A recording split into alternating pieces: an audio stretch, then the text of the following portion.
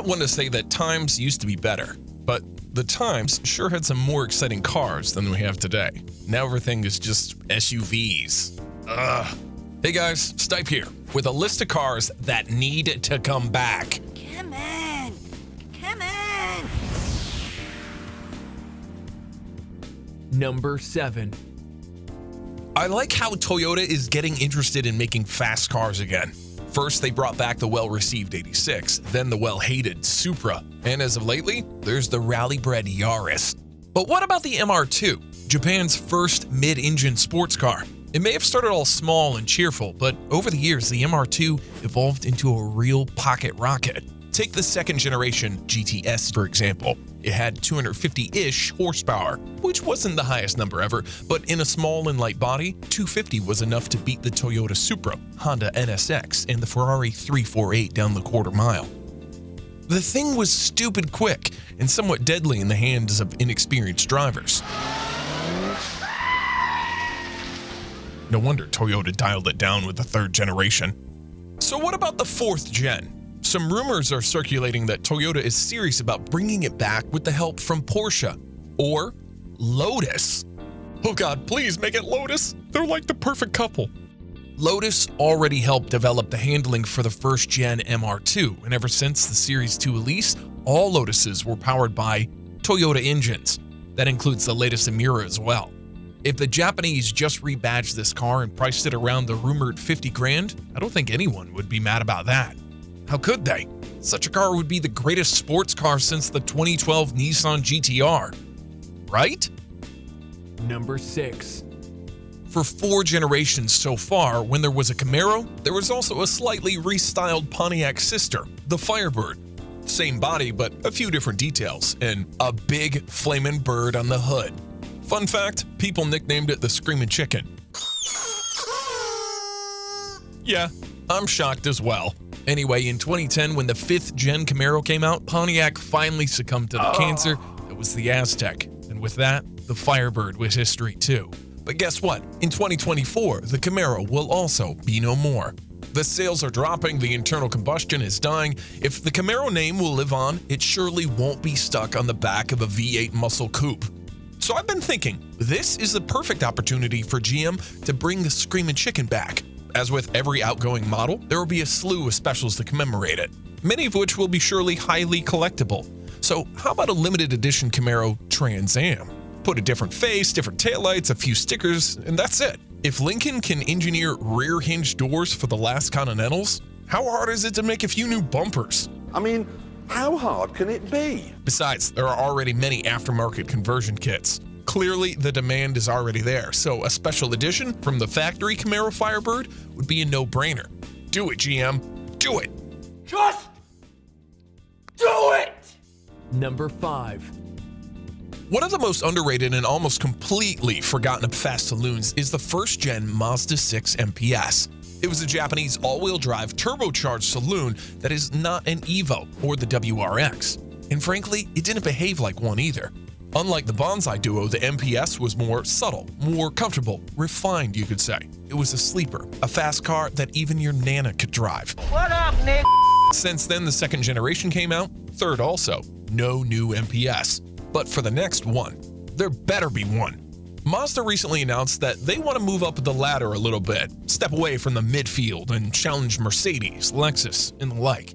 To do that, the next 6er will be getting a few interesting upgrades. The engine is growing from inline 4 to inline 6, and the burnouts will be done by the rear wheels instead of the fronts.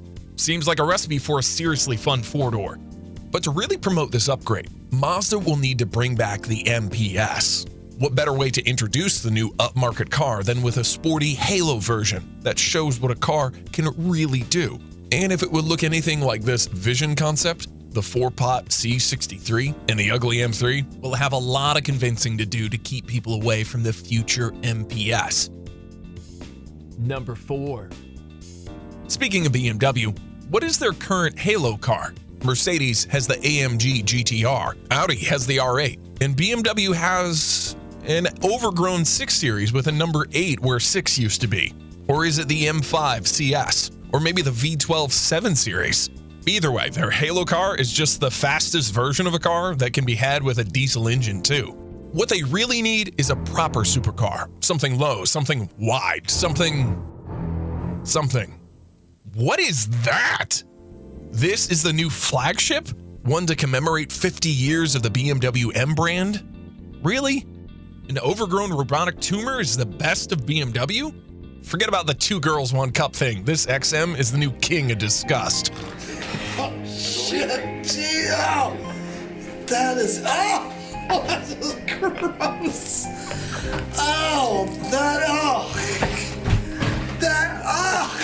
It gets worse. Oh, why would you do that? I don't want to watch anymore. The first road-going M car was the M1, a supercar, and now this is what they're most proud of. What BMW should do is take the Vision Next concept and put that into production. Yeah, the snouty front is a bit off, but it's much better than anything else BMW is putting out now. And just look at the overall shape. It's the M1. And sure, it would be nice to have the 750 horsepower hybrid system from the cup full of crap, but I'll be okay with the electric-only version too. Such a car would be a real range topper, the best of BMW. Something to look up to, not something you'd want to burn before it lays any eggs. Number 3. Ferrari needs to chill. Seriously. First, they turned their V12 Grand Tourers into overpowered monstrosities. And you know they're OP when a man who made a living shouting "Power!" says this. But I think it would be better still if it had slower steering, and it's hard for me to say this, but a bit less power. So they dialed it down and introduced the Roma, a sleek, beautiful, composed Ferrari. Good. And then there's the SF90, which uses 1,000 horsepower and an all-wheel drive to leapfrog everything Ferrari has ever made. And this is not some limited production run flagship, no, it's just another model. But man, 1,000 horsepower, that's a bit much. Dial it down, Ferrari. Oh look, this 296 GTB seems promising. Smoother lines, less aggressive design, a V6. They aren't making it too powerful. Good. Except this thing also has 830 horsepower. Jesus! That's only 10 less than the latest SP3, and by the looks of it, you'd never have guessed it. Ferrari has completely lost the plot to the point where reviving Dino is not just welcome, but necessary. These used to be Ferraris that weren't all that powerful, so Enzo didn't give them a Ferrari badge either. But they were manageable, fun to drive, beautiful, and were just friendly. Basically, in a world where an 830 horsepower Ferrari is the baby Ferrari, a Dino would make sense again. Number 2. You think that the 8-liter W16 found in modern Bugattis is large? Bitch, please. Back when Ettore was still alive, he made a car with a 12.8. Yeah, you heard me right. 12.8 liters, straight 8 under the hood. The car in question was the Type 41 Royale, and the engine is just a taste of what this thing was all about. Sheer size. The Royale was a ultra-luxurious behemoth that dwarfs even some houses. I'm afraid that you don't quite get how big it is, so here's the Royale next to the Veyron. Right? And here it is next to a puny human. It weighs over 3 tons, and on the hood, there's a prancing elephant ornament. Quite fitting if you ask me. Since then, Bugatti tried on 4 occasions to bring back a Hyper 4-seater, but it never came to fruition. Apparently, it's not easy to reshuffle the seats in engine position, so these projects were always abandoned. But now that Remats has taken over the company, I see no reason why the Royale wouldn't be back. The drivetrain is just a skateboard with batteries and motors. On top of that, you can put on any body that you like. I'm thinking something like the Rolls-Royce Phantom, but bigger and made of gold. Besides, look at the market. Fast 4-door cars are outselling 2-doors by a lot.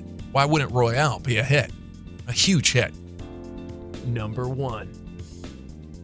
So there's a trend going on, I'm sure you've noticed it, fitting classic cars with electric motors and then asking a shitload of money for them. There's the electric E-Type, the electric Bronco, this gorgeous Alpha GTA, and countless others.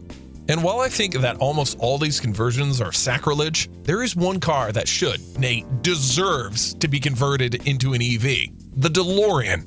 This 80s car still looks like it came from the future, mainly because of the brushed metal body, gull-wing doors, and the whole Hollywood cameo, but underneath, the DMC-12 is a very slow and outdated piece of machinery. However, there's a guy in Texas who services them, tunes them, restores them, and he also bought the rights to use the DMC logo and reproduce the whole car. There are still some issues that need to be dealt with, but the production of 30 new DeLoreans per year is about to commence any day now. I just wish he would electrify it as soon as possible. Leave the design as it was, just get rid of the weak V6 and give it a Tesla motor. Imagine some futuristic buzzing sounds coming off of it, weird 80s lights blinking all over the dashboard, and a fake flux capacitor sitting between the seats. Oh, this car would be, as Magneto would say, perfection. But seriously, give me one good reason why the DMC EV wouldn't be a hit.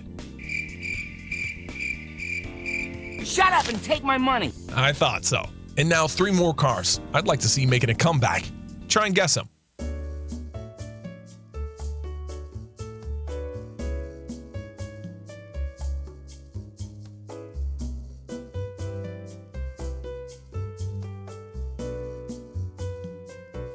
And